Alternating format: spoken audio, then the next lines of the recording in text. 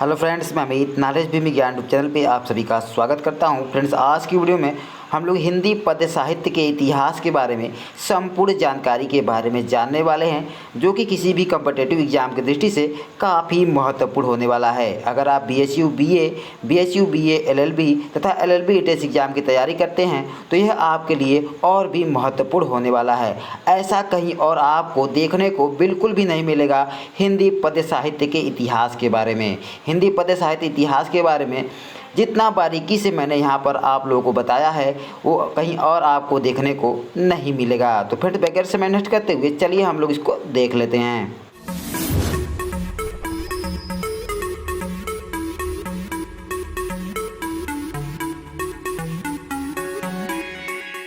हिंदी पद्य साहित्य इतिहास या काव्य साहित्य का इतिहास, ठीक है ना। पद्य या काव्य एक ही चीज़ होता है। गद्य आपका अलग होता है। गद्य का मतलब होता है कहानी, ठीक है। पद्य का मतलब होता है जिसमें लय तुक छंद का उपयोग हो, उसको हम लोग पद्य या काव्य कहते हैं, ठीक है। तो पद्य या काव्य एक चीज़ होता है और गद्य अलग होता है। तो हम लोग इस वीडियो में जो है हिंदी पद्य अर्थात काव्य साहित्य के इतिहास के बारे में संपूर्ण जानकारी के बारे में जानने वाले हैं, ठीक है ना। तो आप देख सकते हैं मैंने यहाँ पर लिखा हुआ है हिंदी पद्य या काव्य साहित्य का इतिहास। तो सबसे पहले हम लोग बात करेंगे काल विभाजन के बारे में कि जो आपका हिंदी पद्य या काव्य साहित्य का इतिहास है तो उसे किस किस कालों में विभाजित किया गया है, ठीक है ना। तो जैसा कि आप देख सकते हैं यहाँ पर मैंने एक तरफ लिखा हुआ है युग और एक तरफ मैंने यहाँ पर लिखा हुआ है समय सीमा, ठीक है ना। तो सबसे पहले अगर बात करते हैं हिंदी पद्य साहित्य के इतिहास के अंतर्गत, तो जो सबसे पहला काल है उसको कहा जाता है आदि काल या वीर गाथा काल कहा जाता है। अगर इसके समय सीमा की बात करते हैं कि यह कब से कब तक था, तो यह आपका जो है 743 ईस्वी से 1343 ईस्वी तक का जो समय है इसको आदि काल या वीर गाथा काल माना जाता है, जो कि हिंदी पद्य साहित्य इतिहास का सबसे प्राचीन काल है, ठीक है ना। इसीलिए इसको आदि काल कहा जाता है, ठीक है। आगे देखिए अगला मैंने यहाँ पर लिखा हुआ है भक्ति काल, ठीक है ना। यहाँ पर आगे मैंने लिखा हुआ है भक्ति काल, यानी हिंदी पद्य साहित्य इतिहास का जो दूसरा काल है, ठीक है, उसको कहा जाता है भक्ति काल या इसी को कहते हैं पूर्व मध्य काल। अगर इसके समय सीमा की अगर हम लोग बात करते हैं तो इसका जो समय है ये 1343 ईस्वी से 1643 ईस्वी तक का जो समय है इसको हम लोग भक्ति काल या पूर्व मध्य काल कहते हैं, ठीक है। आगे देखिए अगला मैंने यहाँ पर लिखा है रीति काल। तो रीति काल की अगर बात किया जाए तो इसको उत्तर मध्य काल भी कहा जाता है, ठीक है। इसके समय सीमा की अगर हम लोग बात करते हैं तो इसका समय सीमा है 1643 ईस्वी से 1843 ईस्वी तक, यानी 1643 ईस्वी से आपका जो 1843 ईस्वी तक का समय है इसको हम लोग रीति काल या उत्तर मध्य काल के नाम से जानते हैं, ठीक है। और हिंदी पद्य या काव्य साहित्य इतिहास का जो सबसे लास्ट का युग है या काल है उसको कहा जाता है आधुनिक काल, ठीक है, जिसको कि गद्य काल भी कहा जाता है, ठीक है ना। तो ये जो आधुनिक काल है इसके समय सीमा की अगर हम लोग बात करते हैं तो इसका समय है आपका 1843 ईस्वी से अब तक का, ठीक है ना। यानी 1843 ईस्वी से अब तक का जो समय है उसको कहा जाता है आधुनिक काल कहा जाता है, ठीक है ना। इसको गद्य काल भी इसलिए कहते हैं क्योंकि इसमें गद्य रचनाएँ अधिक हुई थी, ठीक है ना। लेकिन हम लोग यहाँ पर क्या बात कर रहे हैं पद्य साहित्य इतिहास का, ठीक है। तो पद्य साहित्य इतिहास का जो सबसे आखिरी काल है उसको कहा जाता है आधुनिक काल, जो कि 1843 ईस्वी से अब तक चला आ रहा है, ठीक है। आगे देखिए अब सबसे पहले हम लोग बात करेंगे आदि काल के बारे में, ठीक है ना। तो जैसा कि आप देख सकते हैं मैंने यहाँ पर लिखा हुआ है आदि काल युगीन पद्य, ठीक है। जैसा कि आप यहाँ पर देख सकते हैं मैंने लिखा है आदि काल युगीन पद्य, ठीक है। यानी हम लोगों ने जान लिया कि जो हमारा हिंदी पद्य या काव्य साहित्य का इतिहास है इसको 4 भागों में विभाजित किया गया है, आदि काल, ठीक है, भक्ति काल, रीति काल और आधुनिक काल के इन 4 भागों में विभाजित किया गया है। तो सबसे पहले हम लोग बात करेंगे आदि काल के बारे में, ठीक है ना।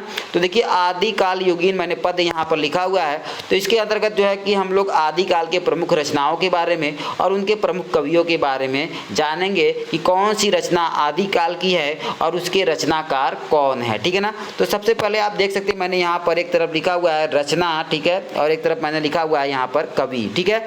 तो देखिए रचना के अंतर्गत जो मैंने पहला रचना लिखा है वो लिखा है मैंने पृथ्वीराज रासो, ठीक है।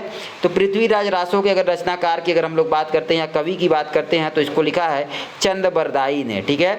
यानी चंद्रबरदाई जो है ये आदि काल के कवि हैं और इनकी जो रचना है वो क्या है, पृथ्वीराज रासो है, ठीक है ना। कभी कभी क्वेश्चन में पूछा जाता है कि चंद्रबरदाई जो है किस काल के कवि हैं, ठीक है, या पृथ्वीराज रासो किस काल में लिखा गया है, ठीक है। तो ये आदि काल में लिखा गया है और चंद्रबरदाई भी आदि काल के कवि हैं, ठीक है ना।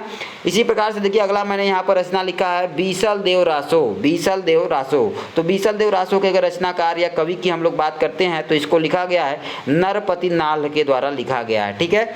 आगे देखिए अगला मैंने रचना लिखा है संदेश रासक, संदेश रासक जो रचना है इसको लिखा गया है अब्दुल रहमान के द्वारा जो है लिखा गया है, ठीक है। आगे देखिए अगला मैंने रचना लिखा है आलखंड, ठीक है ना। तो जो आलखंड अगर आपका जो रचना है इसके रचनाकार के या कवि की अगर हम लोग बात करते हैं तो इसको लिखा गया है जगनीक के द्वारा जो है लिखा गया है, ठीक है। आगे देखिए अगला मैंने रचना यहाँ पर लिखा है खुमार रासो या कहीं कहीं आपको खुमान रासो देखने को मिलेगा, ठीक है ना। तो इसके रचनाकार की अगर हम लोग बात करते हैं तो इसको लिखा गया है दलपति विजय के द्वारा जो है लिखा गया है, ठीक है।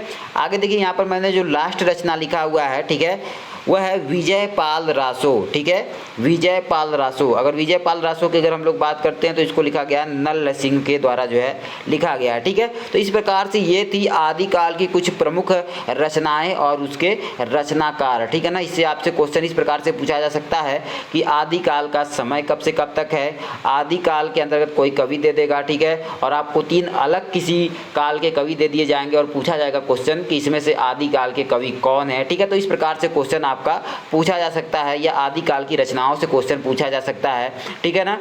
दे दिया जाएगा कि बीसल देव रासो और आपको 3 ऑप्शन और अलग काल के दे दिए जाएंगे, पूछा जाएगा इसमें से कौन सा जो है आदिकाल युगीन पद्य रचना है, ठीक है। तो अगर आप लोग इसको अच्छे से यहाँ पर देख लेते हैं इस वीडियो को और तैयार कर लेते हैं तो आप किसी प्रकार का मिस्टेक नहीं करेंगे, ठीक है ना। आगे देखिए यहाँ पर मैंने जो है राइट का चिन्ह लगाते हुए यहाँ पर लिखा हुआ है, आप देख सकते हैं अधिकांश विद्वान हिंदी का प्रथम कवि सरहपा को मानते हैं, ठीक है ना। तो जो हमारे हिंदी पद्य साहित्य के अंतर्गत अगर प्रथम कवि की बात आती है तो यहाँ पर जो है अधिकांश विद्वान जो है सरहपा को मानते हैं, ठीक है ना। तो अगर आपसे क्वेश्चन में आता है, ठीक है, कि हिंदी के प्रथम कवि कौन है तो आपको सरहपा को ही टिक करना है, ठीक है ना। ये आपका सही है। आगे बात करते हैं अगला, देखिए मैंने लिखा है, अब हम लोगों ने जो है आदिकाल युगीन पद्य के बारे में देख लिया, अब आगे हम लोग बात करते हैं भक्ति काल युगीन पद्य के बारे में, ठीक है ना। जैसा कि आप देख सकते हैं यहाँ पर मैंने लिखा हुआ है, ठीक है, भक्ति युगीन पद्य, ठीक है। तो देखिए भक्ति युगीन या भक्ति काल युगीन जो पद्य है, ठीक है, उससे पहले हम बात करते हैं भक्ति काल के बारे में, ठीक है। तो आपका जो ये भक्ति काल है, ठीक है ना, भक्ति काल को 2 भागों में जो है विभाजित किया गया है। पहला देखिए आप देख सकते हैं मैंने यहाँ पर लिखा हुआ है निर्गुण भक्ति और दूसरा यहाँ पर आप देख सकते हैं सगुण भक्ति, ठीक है। तो सबसे पहले हम लोग अगर बात करते हैं निर्गुण भक्ति के बारे में, तो जिस जो है भक्ति में भगवान के निर्गुण निराकार रूप की आराधना पर बल दिया गया है वह निर्गुण भक्ति कहलाती है, ठीक है ना। यानी निर्गुण भक्ति हम किसको कहेंगे, जिसमें निर्गुण निराकार रूप की आराधना पर बल दिया गया है। किसके निर्गुण निराकार रूप पर, तो भगवान के, ठीक है ना। तो भगवान के निर्गुण निराकार रूप की आराधना पर बल जो है जिस में दिया गया हम उसको कहते हैं निर्गुण भक्ति कहते हैं, ठीक है।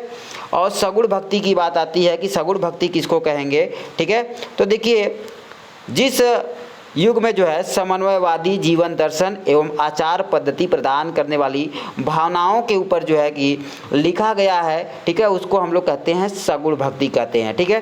तो यानी निर्गुण भक्ति में आपका क्या होगा, ईश्वर के निर्गुण निराकार रूप की आराधना पर जो है अत्यधिक बल दिया गया है, ठीक है। अब देखिए बात करते हैं जो आपका ये निर्गुण भक्ति जो है इसको भी 2 भागों में विभाजित किया गया है, ठीक है ना। इसको विभाजित किया गया है ज्ञानाश्रयी और प्रेमाश्रयी 2 भागों में विभाजित किया गया है, ठीक है। यानी कहने का मतलब है कि जो आपका भक्ति काल है इस भक्ति काल को 2 भाग में बांटा गया है, निर्गुण भक्ति में, ठीक है ना। यहाँ पर आप देख सकते हैं निर्गुण भक्ति में बांटा गया है, उसके बाद सगुण भक्ति में बांटा गया है। फिर उसके बाद जो आपका निर्गुण भक्ति है, ठीक है ना, जिसमें कि निर्गुण निराकार रूप के ईश्वर के रूप पर बल दिया गया है, इसको भी 2 भागों में बांटा गया है, ज्ञानाश्रयी और प्रेमाश्रयी 2 भागों में विभाजित किया गया है, ठीक है। तो सबसे पहले अगर हम लोग बात करते हैं ज्ञानाश्रयी के बारे में, ठीक है, सबसे पहले हम बात करते हैं यहाँ पर हम लोग ज्ञानाश्रयी के बारे में। तो देखिए यह जो ज्ञानाश्रयी है इसमें क्या होता है कि उपासना ज्ञान और प्रेम पर आधारित होता है, ठीक है ना। जो ज्ञानाश्रयी है यह उपासना ज्ञान और प्रेम पर आधारित है, ठीक है, उसको हम कहेंगे ज्ञानाश्रयी कहेंगे, ठीक है। और बात करते हैं प्रेमाश्रयी के बारे में कि प्रेमाश्रयी किसको कहेंगे। तो सामाजिक रूढ़ियों से मुक्त एवं केवल सौंदर्य वृत्ति से प्रेरित, ठीक है, सामाजिक रूढ़ियों से मुक्त एवं केवल सौंदर्य वृत्ति से प्रेरित स्वच्छंद प्रेम तथा प्रगाढ़ प्रलय जो भावनाएं हैं, ठीक है ना, उसको हम लोग कहेंगे प्रेमाश्रयी कहेंगे, ठीक है ना। तो सबसे पहले अगर हम लोग बात करते हैं ज्ञानाश्रयी की, तो ज्ञानाश्रयी के अंतर्गत क्या होगा, यह उपासना ज्ञान और प्रेम पर आधारित है, ठीक है। तो इसके अगर हम लोग बात करते हैं प्रमुख जो है रचना एवं कवि के बारे में कि ज्ञानाश्रयी के कौन से जो है कि प्रमुख रचनाएं हैं और उसके कवि कौन है, ठीक है। तो देखिए यहाँ पर आप देख सकते हैं मैंने एक तरफ लिखा हुआ है रचना और एक तरफ मैंने यहाँ पर लिखा हुआ है कवि। तो ज्ञानाश्रयी के अंतर्गत जो प्रमुख रचना है वो आपका है जपजी। देखिए यहाँ पर जो मैंने पहला लिखा हुआ है रचना वो है जपजी। जपजी अगर रचना के रचनाकार या कवि की अगर हम लोग बात करते हैं तो इसको लिखा गया है नानक जी के द्वारा जो है लिखा गया है, ठीक है। आगे देखिए अगला मैंने यहाँ पर रचना लिखा हुआ है अंगवधू। अंगवधू जो रचना है इसके रचनाकार या कवि हैं दादू, ठीक है ना, कौन है, दादू हैं। आगे देखिए अगला मैंने रचना लिखा हुआ है रामावतार लीला, ठीक है ना, रामावतार लीला, ठीक है। तो इसके अगर हम लोग बात करते हैं रचनाकार की या कवि की, तो इसके रचनाकार या कवि हैं मल्लुक दास हैं, ठीक है। आगे देखिए अगला मैंने यहाँ पर लिखा हुआ है बीजक, ठीक है ना। बीजक की बात करते हैं तो बीजक को लिखा गया है कबीर दास जी के द्वारा लिखा गया है, ठीक है ना, जिसका कि 3 भागों में विभाजित किया गया है साखी शबद रमैनी, ठीक है। तो ज्ञानाश्रयी के अगर मुख्य कवि की बात करते हैं तो ज्ञानाश्रयी के जो मुख्य आपके कवि हैं वो कबीर दास जी हैं, ठीक है ना। तो अगर क्वेश्चन पूछता है कि ये ज्ञानाश्रयी के मुख्य कवि कौन है तो वो आपके कौन है, कबीर दास जी हैं, ठीक है ना। बाकी तो मैंने 3-4 कवियों और उनके रचनाओं के नाम को बताया जो कि आपको याद रखना है, ठीक है ना, क्योंकि ये ज्ञानाश्रयी से पूछता है, कोई भी आपको रचना दे दिया जाएगा और पूछता है कि ज्ञानाश्रयी शाखा की इसमें से कौन सी रचना है या इसमें से कौन से लेखक ने कवि हैं, ठीक है ना। तो आपसे या रचनाकार पूछा जाएगा, ठीक है। लेखक की बात आती है तो वो गद्य में चला जाता है, ठीक है। आगे देखिए अगला मैंने यहाँ पर निर्गुण के अंतर्गत लिखा है प्रेमाश्रयी, ठीक है ना। ज्ञानाश्रयी के बारे में हम लोगों ने जान लिया। अब बात करते हैं प्रेमाश्रयी के बारे में। तो मैंने बताया कि प्रेमाश्रयी के अंतर्गत क्या होता है कि सामाजिक रूढ़ियों से मुक्त केवल सौंदर्य वृत्ति से प्रेरित जो आपके स्वच्छंद जो प्रेम का उल्लेख है उसको हम लोग कहते हैं प्रेमाश्रयी कहते हैं, ठीक है। अब प्रेमाश्रयी के अंतर्गत हम लोग बात करते हैं प्रमुख रचनाओं एवं कवि के बारे में, ठीक है। तो देखिए जो आपके प्रेमाश्रयी के जो प्रमुख रचनाएं हैं उनमें जो मैंने यहाँ पर पहला लिखा है वह है पद्मावत, ठीक है ना, कौन, पद्मावत। तो पद्मावत के अगर रचनाकार की अगर हम लोग बात करते हैं या कवि की बात करते हैं तो इसको लिखा गया है मलिक मोहम्मद जायसी जी के द्वारा जो है लिखा गया है। आगे देखिए अगला रचना मैंने लिखा है यहाँ पर मधुमालती, ठीक है ना, मधुमालती। तो मधुमालती के जो है रचनाकार की या कवि की बात करते हैं तो इसको लिखा गया है मंझन के द्वारा जो है लिखा गया है, ठीक है ना। अगला रचना देखिए मैंने यहाँ पर लिखा है प्रेमाश्रयी के अंतर्गत मृगावती। तो मृगावती जो यहाँ पर आपका रचना है प्रेमाश्रयी का, इसको लिखा गया है कुतबन के द्वारा जो है लिखा गया है, ठीक है ना। तो इस प्रकार से आपका जो है निर्गुण जो भक्ति काल है, भक्ति काल के अंतर्गत मैंने बताया निर्गुण है और सगुण है। तो निर्गुण के अंतर्गत जो आपका ज्ञानाश्रयी था, जो प्रेमाश्रयी था, ये आपका जो है बिल्कुल अच्छी तरीके से क्लियर हो गया। आप लोग इसको अच्छे से रिवाइज कर लेते हैं, तैयार कर लेते हैं, तो ये आपके लिए काफ़ी इंपॉर्टेंट होने वाला है किसी भी कम्पिटिटिव एग्जाम की दृष्टि से, ठीक है ना। आगे बढ़ते हैं, हम लोगों तो निर्गुण के बारे में देख लिया है, अब हम लोग बात करेंगे सगुण भक्ति शाखा के बारे में, ठीक है ना। तो जैसा कि आप देख सकते हैं नीचे मैंने यहाँ पर लिखा हुआ है सगुण भक्ति, ठीक है ना, यहाँ पर आप देख सकते हैं मैंने लिखा हुआ है सगुण भक्ति, ठीक है। तो हम लोग अब बात करेंगे सगुण भक्ति के बारे में। तो मैंने बताया है कि आपका जो सगुण भक्ति है, ठीक है, जो आपका ये सगुण भक्ति है, इसके अंतर्गत क्या है कि समन्वयवादी जीवन दर्शन एवं आचार पद्धति प्रदान करने वाली भावनाओं को जो है भावनाओं पर अधिक बल दिया गया है, ठीक है ना। अब बात करते हैं सगुण भक्ति के बारे में। तो सगुण भक्ति को भी 2 भागों में विभाजित किया गया है, ठीक है। आपका जो पहला भाग है, ठीक है ना, उसको कहा जाता है कृष्ण भक्ति शाखा, ठीक है, और जो दूसरा भाग है उसको कहते हैं राम भक्ति शाखा, ठीक है। यानी आपका जो निर्गुण था उसको भी 2 भागों में बांटा गया था, ज्ञानाश्रयी और प्रेमाश्रयी, और जो आपका सगुण है इसको भी 2 भागों में बांटा गया है, कृष्ण भक्ति शाखा और राम भक्ति शाखा, ठीक है। तो अब सबसे पहले हम बात करते हैं यहाँ पर कृष्ण भक्ति शाखा के बारे में। तो कृष्ण भक्ति शाखा के अंतर्गत आपका क्या होगा कि इसमें जो है कृष्ण लीला पर जो है कि पद्य साहित्य लिखे गए हैं, ठीक है। और राम भक्ति शाखा में क्या होगा कि राम की लीलाओं का जो है वर्णन किया गया है। तो सबसे पहले कृष्ण भक्ति शाखा के प्रमुख रचनाओं और कवियों के बारे में हम लोग बात करते हैं, जिसमें कि कृष्ण लीला का वर्णन किया गया है, ठीक है। तो आप देख सकते हैं सबसे पहला मैंने यहाँ पर जो रचना लिखा है वो लिखा है मैंने सूरसागर, ठीक है ना। सूरसागर के जो रचनाकार हैं वो हैं सूरदास जी हैं, ठीक है ना, जिसमें कि जो है कृष्ण जी के बचपन से लेकर, ठीक है, जो है कि उसमें वर्णन किया गया है। बचपन से लेकर उनके युवा अवस्था तक का जो है कि संपूर्ण वर्णन जो है सूरदास जी के द्वारा जो है सूरसागर में किया गया है, ठीक है। आगे देखिए अगला मैंने रचना यहाँ पर लिखा हुआ है कृष्ण भक्ति शाखा के अंतर्गत राग गोविंद, ठीक है। तो जो राग गोविंद आपका कृष्ण भक्ति शाखा का पद रचना है, इसको लिखा गया है मीराबाई के द्वारा, जो कि कृष्ण की अनन्य जो है भक्त थी, ठीक है। तो इनके द्वारा जो लिखा गया है वो है राग गोविंद, ठीक है। आगे देखिए अगला मैंने लिखा है यहाँ पर वो है आपका सुदामा चरित। सुदामा चरित जो आपका पद्य रचना है ये लिखा गया है नरोत्तम दास जी के द्वारा लिखा गया है, ठीक है। आगे देखिए कृष्ण भक्ति शाखा के अंतर्गत जो अगला रचना है वो है आपका प्रेम वाटिका, ठीक है। तो प्रेम वाटिका को लिखा गया है रसखान जी ने जो है इसको लिखा है, ठीक है।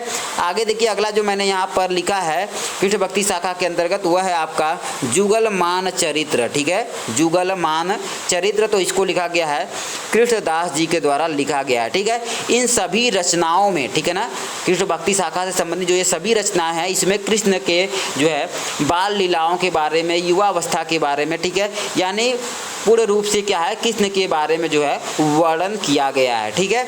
अब आगे बात करते हैं हम लोग राम भक्ति शाखा के बारे में, ठीक है, जो कि सगुण भक्ति का दूसरा भाग है जिसको हम लोग कहते हैं राम भक्ति शाखा। तो राम भक्ति शाखा के अंतर्गत राम की लीलाओं का वर्णन किया गया है, राम के बारे में जो है कि इन सभी पद्य साहित्यों में वर्णन किया गया है, ठीक है। तो इसके अंतर्गत देखिए जो मैंने पहला यहाँ पर रचना लिखा है, ठीक है, वह है आपका रामचंद्रिका, ठीक है ना। तो रामचंद्रिका के अगर लेके जो है कि हम लोग बात करते हैं कवि के या रचनाकार की, तो इसको लिखा गया है केशव दास जी के द्वारा लिखा गया है, जिसमें कि भगवान राम के बारे में जो है वर्णन किया गया है। आगे देखिए अगला मैंने लिखा है यहाँ पर विनय पत्रिका, ठीक है ना, विनय पत्रिका जो कि तुलसीदास जी की है, ठीक है, उसमें भी जो है राम के बारे में लिखा गया है। आगे देखिए यहाँ पर मैंने लिखा है रामचरित मानस, ठीक है ना, जो कि भगवान राम पर लिखा हुआ, ठीक है, एक जो है विस्तृत पद्य साहित्य है रामचरितमानस, जो कि तुलसीदास जी के द्वारा लिखा गया। इसमें भी भगवान राम का जो है बाल लीलाओं का जो है विस्तृत वर्णन किया गया है, ठीक है।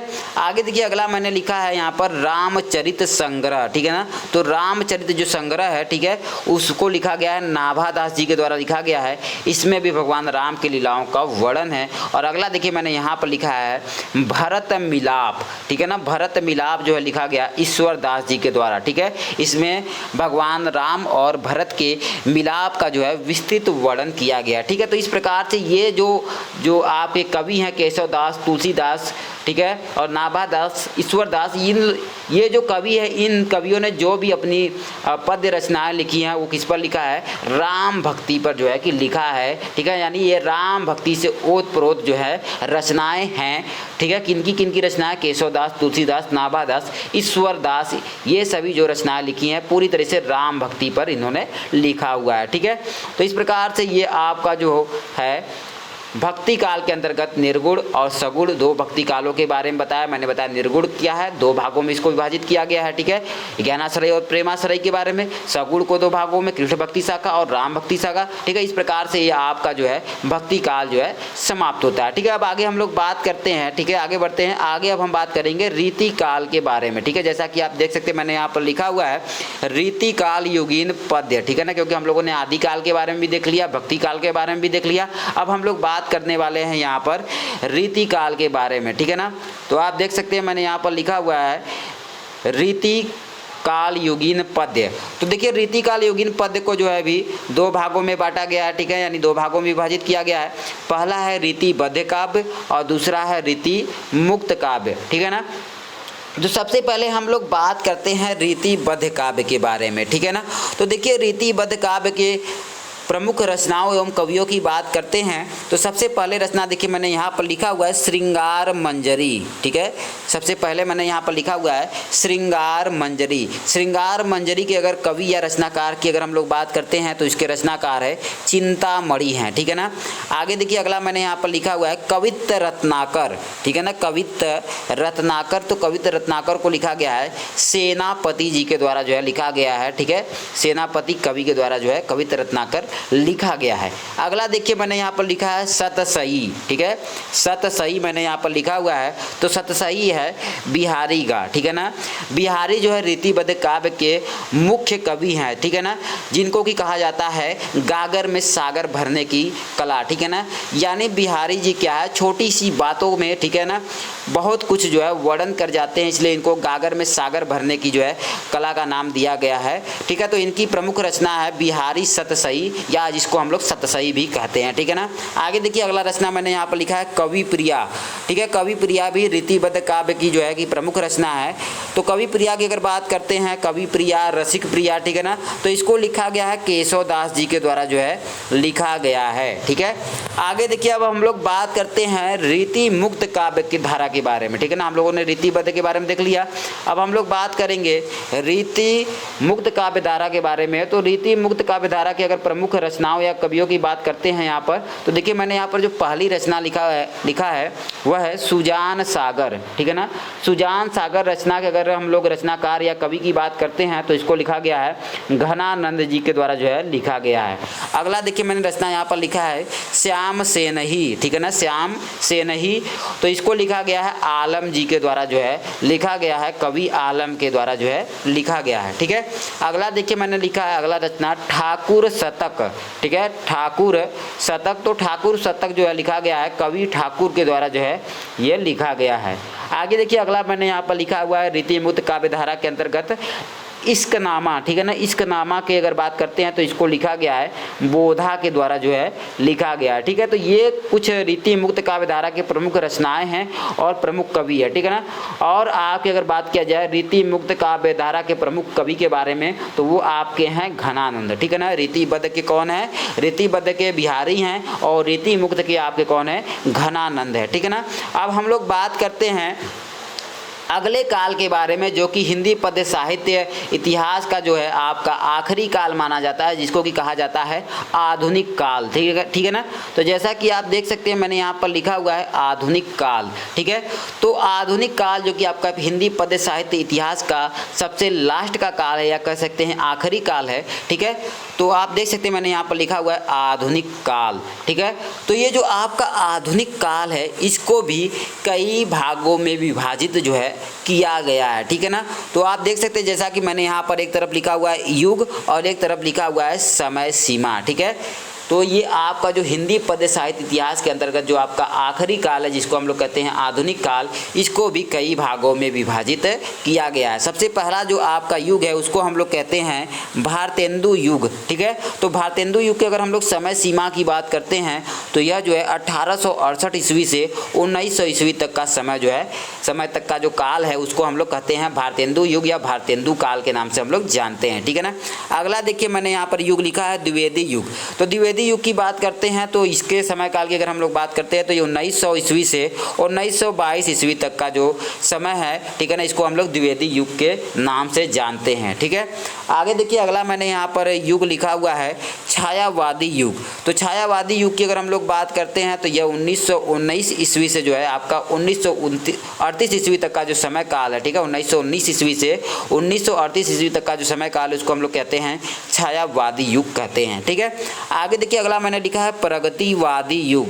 तो प्रगतिवादी युग की बात करते हैं तो 1938 ईस्वी से 1943 ईस्वी तक का जो आपका समय काल है, ठीक है, इसको हम लोग कहते हैं प्रगतिवादी युग कहते हैं, ठीक है। उसके बाद देखिए अगला मैंने यहाँ पर लिखा है प्रयोगवादी युग तथा नई कविता युग, ठीक है ना, यानी प्रयोगवादी युग और नई कविता युग की अगर हम लोग बात करते हैं तो ये 1943 ईस्वी से अब तक के समय को हम लोग कहते हैं प्रयोगवादी युग और नई कविता युग, ठीक है ना। देखिए प्रयोगवादी युग और नई कविता युग लगभग जो है साथ साथ जो है ये चलती आई है, ठीक है ना। आपका जो प्रयोगवादी युग है और नई कविता का युग है लगभग ये साथ साथ चलती आई है, ठीक है ना, इसलिए इसको हम लोग 1943 ईस्वी से अब तक का मान लेते हैं, ठीक है ना।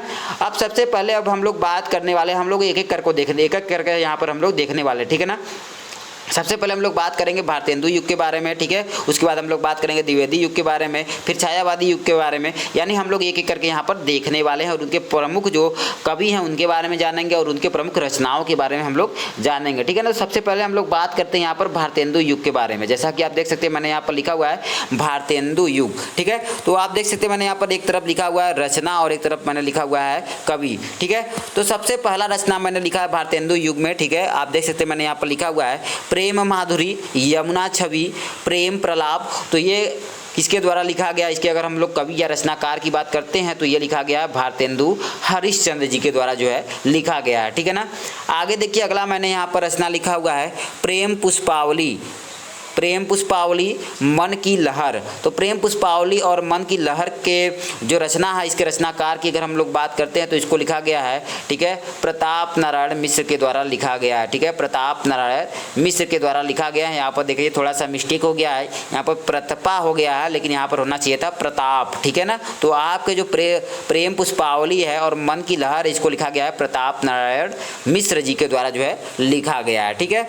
अगला देखिए मैंने रचना यहाँ पर लिखा हुआ है मयंक महिमा वर्षा बिंदु, ठीक है। तो जो आपका मयंक महिमा है और जो वर्षा बिंदु है इस रचना के जो रचनाकार हैं वो आपके हैं बदरी नारायण चौधरी प्रेम घन, ठीक है। आगे देखिए अगला मैंने यहाँ पर लिखा हुआ है रचना श्री ललित रामायण, श्री ललित रामायण। तो श्री ललित रामायण रचना के अगर रचनाकार की बात करते हैं तो इसको लिखा गया है हरिनाथ पाठक जी के द्वारा लिखा गया है, ठीक है। अब आगे हम लोग बात करते हैं द्विवेदी युग के बारे में। तो जैसा कि आप देख सकते हैं मैंने यहाँ पर लिखा हुआ है द्विवेदी युग। तो द्विवेदी युग में भी मैंने एक तरफ रचना और एक तरफ मैंने कवि के बारे में लिखा हुआ है। तो देखिए जो मैंने पहला रचना यहाँ पर लिखा हुआ है, ठीक है ना, वहाँ पर वो आपका है भारत भारती साकेत यशोधरा, ठीक है। तो जो आपका भारत भारती है, जो साकेत है, जो यशोधरा है, ये जो रचनाएं हैं इन रचनाओं के अगर हम लोग कवि की बात करते हैं या जो है रचनाकार की बात करते हैं तो इसको लिखा गया है राष्ट्र कवि मैथिली शरण गुप्त के द्वारा जो है लिखा गया है, ठीक है।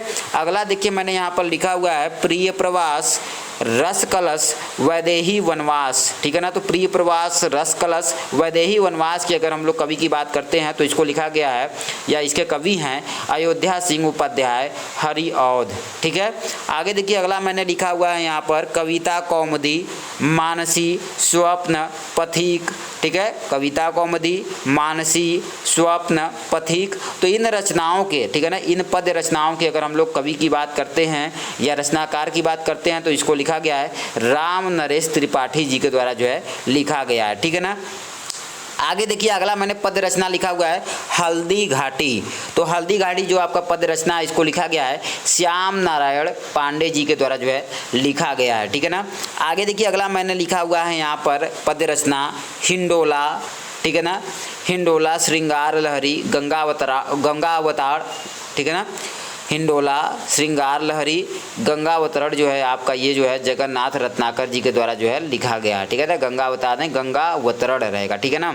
तो आपका जो गंगावतरण है ये जो है आपका जगन्नाथ रत्नाकर जी के द्वारा लिखा गया है, श्रृंगार लहरी भी जगन्नाथ रत्नाकर जी के द्वारा लिखा गया है और हिंडोला भी जो है जगन्नाथ रत्नाकर जी के द्वारा ही लिखा गया है, ठीक है। अब हम लोग बात करते हैं छायावादी युग के बारे में। तो आप देख सकते हैं यहाँ पर मैंने लिखा हुआ है छायावादी युग और एक तरफ मैंने इसके प्रमुख रचना और कवियों के नाम के बारे में लिखा हुआ है। तो देखिए यहाँ पर जो मैंने पहला रचना के अंतर्गत लिखा हुआ है वहाँ पर मैंने लिखा है कामायनी लहर झरना करुड़ालय, ठीक है।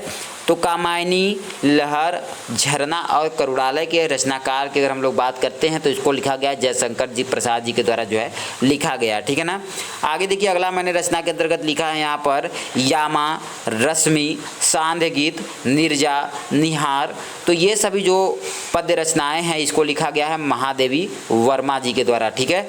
आगे देखिए अगला मैंने लिखा है पद्य रचना जूही की कली नए पत्ते कुकुरमुत्ता। तो ये लिखा गया है सूर्यकांत त्रिपाठी निराला जी के द्वारा है लिखा गया। ठीक है, आगे देखिए अगला मैंने यहाँ पर लिखा है युगवाणी, युगपथ, गुंजन, रश्मिबंध। तो ये जो आपकी पद्य रचनाएं हैं इसको लिखा गया है सुमित्रानंदन पंत जी के द्वारा जो है लिखा गया है। ठीक है, आगे बात करते हैं। आगे देखिए मैंने लिखा है प्रगतिवादी युग। ठीक है ना, तो प्रगतिवादी युग के अंतर्गत भी मैंने प्रमुख रचनाओं एवं कवियों के बारे में लिखा है।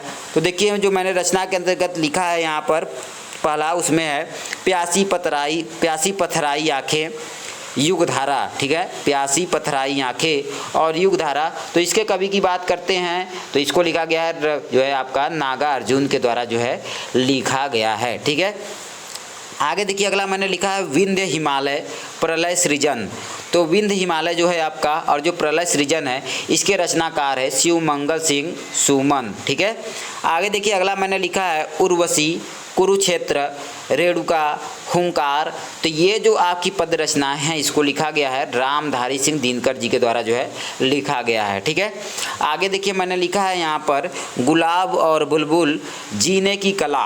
तो गुलाब और बुलबुल और जो जीने की कला है ये पद रचना जो है त्रिलोचन जी के द्वारा जो है लिखा गया है। ठीक है, अब हम लोग बात करते हैं आपके आधुनिक युग के अंतर्गत जो सबसे लास्ट का युग है जिसको कि हम लोग कहते हैं प्रयोगवादी युग, और उसके साथ साथ जो नई कविता युग चली उसके हम लोग प्रमुख रचनाओं और कवियों के बारे में यहाँ पर देखने वाले हैं। ठीक है ना, तो जैसा कि आप देख सकते हैं मैंने यहाँ पर लिखा हुआ है प्रयोगवादी युग और नई कविता युग। ठीक है ना, क्योंकि प्रयोगवादी युग के साथ साथ आपका नई कविता का युग भी जो है साथ साथ लगभग चला है। तो हम लोग यहाँ पर जो है प्रयोगवादी युग और नई कविता युग के प्रमुख रचनाओं और कवियों के बारे में देखने वाले हैं। ठीक है, तो देखिए सबसे पहला जो मैंने यहाँ पर रचना के अंतर्गत लिखा है उसके अंतर्गत मैंने लिखा है कनुप्रिया ठंडा लोहा अंधा युग।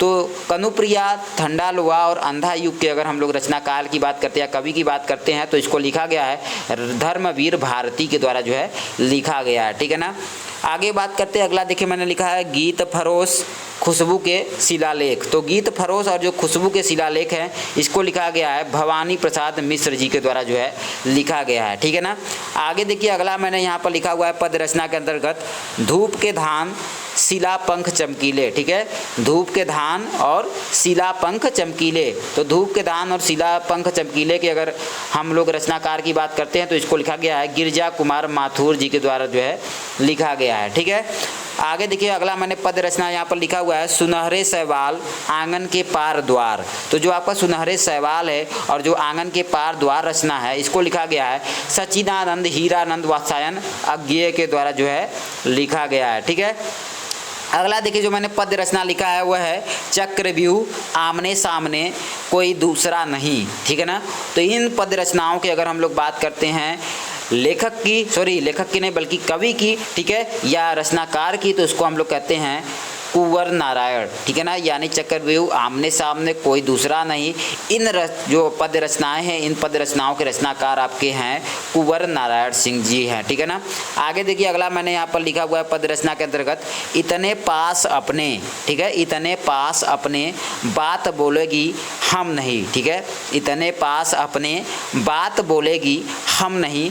ठीक है, तो इन पद रचनाओं के अगर हम लोग रचनाकार की बात करते हैं तो इसको लिखा गया है शमशेर बहादुर सिंह के द्वारा जो है लिखा गया है। ठीक है, तो इस प्रकार से ये कुछ प्रमुख प्रयोगवादी युग और नई कविता युग जो कि बिल्कुल साथ साथ चलता आ रहा है, ठीक है, उसके प्रमुख रचनाएं एवं कवि थे। ठीक है ना, तो इस प्रकार से जो है कि ये आपका जो है हिंदी पद्य साहित्य का इतिहास जो है पूरी तरह से खत्म हो जाता है। ठीक है ना, ये आपका जो प्रयोगवादी युग है जो नई कविता युग है, ठीक है, ये आज तक का जो समय है तब तक का जो है कि ये माना जाता है। ठीक है ना, ये आज के युग में भी नई कविताएं जो है उनकी युग चल रही है, यानी नई नई कविताएं जो है लिखी जा रही है। ठीक है, यानी आपके अगर हम लोग बात करते हैं आपका जो हिंदी पद्य साहित्य का इतिहास है ये आदि काल से लेकर आधुनिक काल और आधुनिक काल के अंतर्गत नई कविता युग के अंतर्गत जो है अभी तक जो है ये चलता आ रहा है। तो इस प्रकार से ये था आपका हिंदी पद्य साहित्य का इतिहास जो कि मैंने यहाँ पर बिल्कुल बारीकी से समझाया और प्रत्येक